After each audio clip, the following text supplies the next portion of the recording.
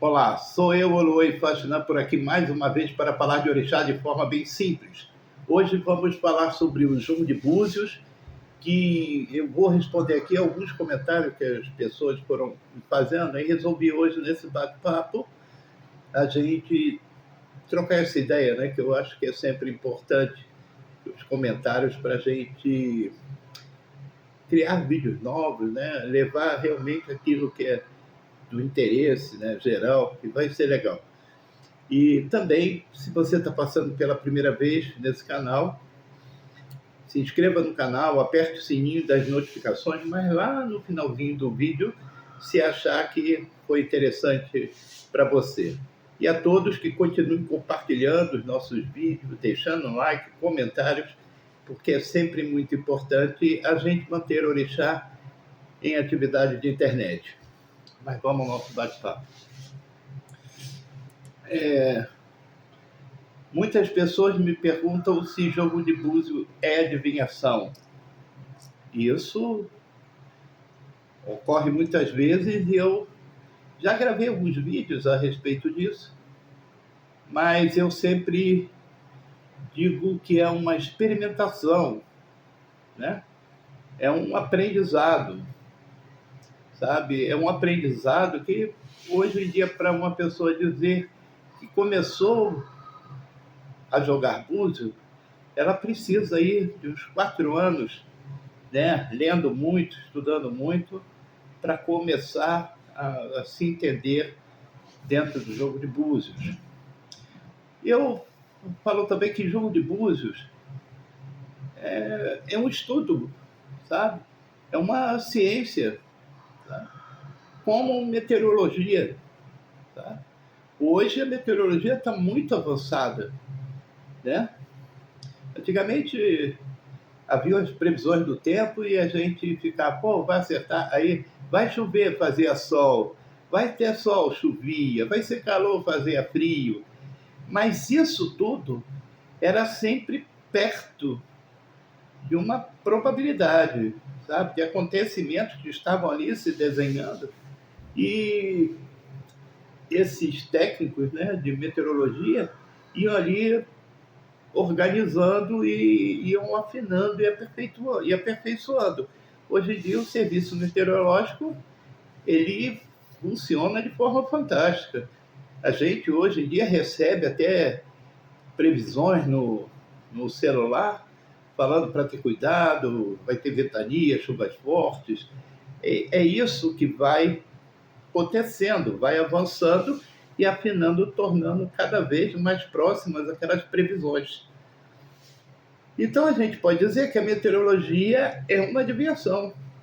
E o jogo de búzios não foge disso, é um estudo que leva muito tempo, sabe? Você tem várias combinações. Para terem uma ideia, no jogo de búzios são 94 mil combinações. É claro que ninguém guarda isso de cabeça, sabe? Porque há combinações que pode passar 100 anos jogando búzios e ela não vai acontecer, porque dentro daquela probabilidade ela é muito remota. Mas acontece. Eu, por exemplo, eu tinha, assim, muito claro na minha cabeça cerca de 20 mil combinações. Porra, o senhor guardou isso tudo na cabeça? Gente, se você pegar o tempo que você estudou essas coisas todas, na vida, até se formar, você guardou muito mais que isso, sabe? Mas às vezes, quando a gente vai rever uma coisinha lá para trás, nos primeiros anos nossos, a gente esquece, aquilo vira uma confusão, mas na primeira leitura que você fizer, você recobra essa memória, né? Hoje em dia, tem menos, tá? A gente, o Tico e o Teco por ali vão dando tio e a gente vai esquecendo algumas coisas. Mas aí a gente recorre ao, ao grossário, as coisas que a gente tem ali, né, guardado, vai folhear para se inteirar daquelas coisas.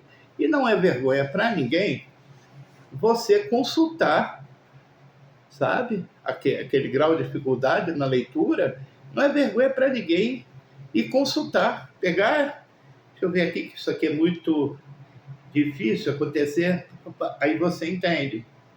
Tá? Ah, mas aí as pessoas vão pensar que o senhor não joga abuso. O problema é dela, eu estou fazendo o que é certo, sabe? Eu não posso tentar adivinhar, né? A gente sempre diz que é importante para quem joga olhar, ler um Odu todos os dias. Todos os dias deve ler um Odu. Que aí você vai interiorizando cada um deles de forma gradual e aquilo vai ficando bem claro na sua cabeça.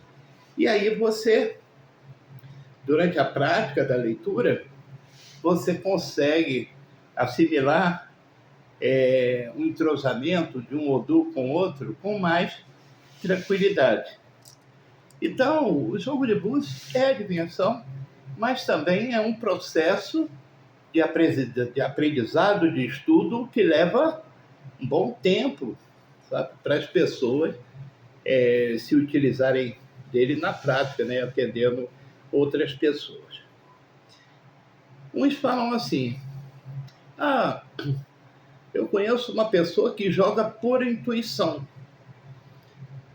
E aí a gente pensa assim, bom, o processo intuitivo ele é muito importante, mas uma base de intuição sólida você tem que conhecer, estudando elementos importantes, convivência com aquilo ali, para que esse processo de intuição esteja amparado por uma base sólida, mesmo que pequena, mas você tem uma base, né?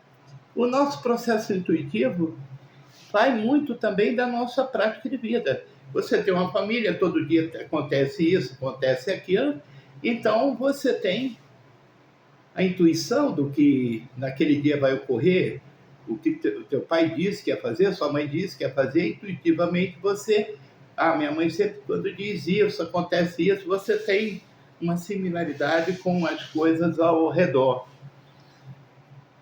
Eu admiro muito até quem joga os búzios sem nunca ter passado pela experiência do aprendizado, que joga e consegue aí, no seu processo intuitivo, ou se alguma informação do mundo oculto vem e a pessoa esclarece coisas ali, eu admiro, mas eu não tenho isso, sabe? Eu não tenho. A minha prática foi, desde o primeiro dia que eu fui fazer orixá, foi para aprender o oráculo. Então eu admiro, mas a prática do jogo de búzios diz que a gente precisa estudar muito, e muito mesmo. Para vocês terem uma ideia, o olhador precisa ter sempre, estar sempre muito atento ao oráculo.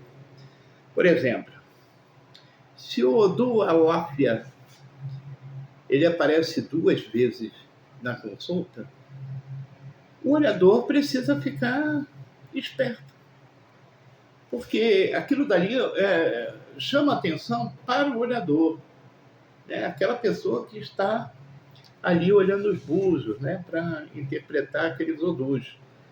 Porque naquilo ali, nessa jogada, lá fez 2 vezes, diz que aquela pessoa está ali para manipular o olhador, para isso, para que a ideia dela seja assim absorvida de forma direta pelo olhador e ele faça, quando faça, vamos lá, que o olhador, o cara que vai fazer o ebó, essas coisas, que ele faça exatamente aquilo que ela quer. E o que ela quer, naquele momento, não é nada bom. Nada bom. Mas a láfia é bênção, a láfia é saúde, esquece. A láfia é a base da psicopatia, a inteligência acima da média, sabe? Então você fique atento. Normalmente, eu vou chutar aí, nunca fiz essa estatística, mas uns 20% das pessoas que vão jogar búzio, elas estão interessadas no seu problema. E Urumilá diz que o maior problema que se tem para resolver é o seu. Então, nós damos atenção ao problema daquela pessoa. E nesses 20%, elas estão ali para dizer que o problema dela é que é o certo, que ela tem razão, e isso envolve relações afetivas na maior parte do tempo. Mas são pessoas que ainda sofrem com o ciúme, sabe? Que ainda sofrem com as suas ambições. É aquilo que normalmente está no mundo da gente, né? A perda de um amor, e isso vira uma confusão. O pai que não paga lá a pensão ou qualquer coisa nesse sentido e está ali para dizer eu não paguei porque por causa disso e aquilo eu não tenho razão. Essas coisas que acontecem, né? Mas em Aláfia, isso é além, muito além, sabe? Ali é a tentativa de uma manipulação que pode colocar o olhador em sério risco, sabe? Em situação de risco altíssimo mesmo, sabe? Um risco contra a sua própria vida, um risco de ter que responder na justiça por algo que ele disse e foi manipulado para dizer exatamente aquilo que essa pessoa, o Dualaf, duas vezes estava no jogo, né? Planejando. Então, a tua atenção, nesse momento, é muito mais de ouvir e começar aí a tirar as conclusões que são importantes para a sua proteção, a proteção do olhador, do que vislumbrar ali algo fantástico, maravilhoso. Então, a prática e o estudo do jogo de búzio, somado à sua experiência de vida, somado também às outras leituras que você fez durante a sua vida, né? Leu bastante, coisas interessantes, tudo isso é agregador para a formação daquele momento ali onde a leitura será aplicada. Então, o jogo de búzios é adivinhação, mas essa adivinhação é com base num estudo prolongado, sabe, e que tenha um interesse focado realmente na construção do caminho das pessoas, no entendimento desses caminhos. Ah, papá, eu fui jogar com uma pessoa, depois ela falou para as outras o que aconteceu no meu jogo. Isso pode acontecer? Não, isso não deve acontecer. O que normalmente acontece é uma pessoa que joga conversar com outra, omitir os nomes e datas de nascimento e falar, comigo aconteceu um jogo assim ou assim, assado. Ele identifica se era um homem ou se era uma mulher, porque há diferença no jogo. Aí ele vai identificar e vai falar, aconteceu isso, isso e isso, minha orientação foi para aquilo, seguiu dessa forma. Aí o outro vai responder, legal, mas poderia ter feito assim, assim, assado. Você olhou, observou esse tipo de situação? Isso faz com que você aprimore o seu jogo, mas nunca revelar nome e data de nascimento. Eu normalmente, quando jogo, quem joga bastante tempo sabe disso, eu anoto o nome, data de nascimento, os odus caíram, vou conversar, fazer minhas anotações, terminei o jogo, eu entrego aquele papel, mesmo que a pessoa esteja gravando. Sabe? Porque normalmente hoje em dia querem gravar tudo. Então eu entrego aquele papel com o nome e data de nascimento. Outras pessoas não entregam, mas elas guardam esse papel para acompanhar, tá? Para desenvolver um estudo particular, que depois pode até ensinar para outras pessoas, mas ele vai pegar aquilo ali e vai ter como base de estudo, né? Então ele faz isso, mas ele precisa guardar aquilo com a maior segurança possível para não estar aí o dado das pessoas expostos, né, numa mesa de jogo ou algo nesse sentido. Hoje em dia, quando eu jogo online, terminei o jogo, eu rasgo o papel. Minha lixeirinha aqui está cheia de papel, aí eu rasgo, jogo fora. E se ligar para mim depois, aquilo que deu no jogo, olha, eu já deletei, porque eu jogo com uma série de pessoas, eu não consigo ficar gravando hoje em dia tudo na cabeça. Mas eu faço isso. Então a segurança do jogo é importante. O sigilo precisa ser absoluto. O que o consulente está tendo contigo é uma confissão, né? Foi buscar a tua ajuda ali, ele quis ser ouvido, você deu suas orientações e aquilo precisa sucumbir contigo e pronto. Isso daí tem que deixar para lá. Falar o nome das pessoas, o que aconteceu no jogo dela, é horrível. Isso não vai dar certo. Então, para aqueles que jogam, mantenham o silêncio sobre a vida das outras pessoas. Sabe? E se essa pessoa é uma má pessoa, se fez isso de errado, morre ali no oráculo. Tá?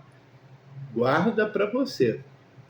Então, é isso que acontece. Então, é uma diversão, mas é um estudo que vai caminhando e aprimorando todos os dias. Ah, babá, mas eu fui uma entidade que jogou búzios para mim. Isso pode? Bom, eu não aprendi assim. Eu sei que tem entidades que pegam um jogo, vão jogar, mas há uma série de controvérsias, né, nesse sentido, porque o jogo de búzio é a comunicação do mundo do mundo visível com o mundo invisível. Então a comunicação é daqui para lá e a orientação é através dos odus. Como você conduz sua vida, né? E se a gente falar de entidade, orixá, como essas entidades ou orixá, aquilo que está no oculto, pode nos orientar. Então a comunicação é sempre daqui para lá. Pode haver comunicação constante, normalmente é assim, através dos búzios, ou não. Pode ser que esteja o pira e aí não há segmento de jogo. Aí é um processo ancestral que tem que ser visto. Mas é dessa forma que é a comunicação. De lá para cá, ou seja, a entidade olhar o oráculo, aí é uma outra situação, eu nem sei se isso pode ser chamado de jogo de búzio, ou os búzios estão sendo usados para uma outra metodologia. Mas o que faz sentido é normal, é o jogo, é a comunicação desse mundo com outro mundo. Bom, então é adivinhação e processo retilíneo no aprendizado e estudo. Então, gente, era esse o bate-papo para o dia de hoje. Eu acho que deu 18 minutos, mas foi bom a gente trocar essa ideia e tocar as coisas, né, no aprendizado do orixá, sempre com tranquilidade e simplicidade. Axelô, muito obrigado. Eita, o botãozinho aqui tá danado.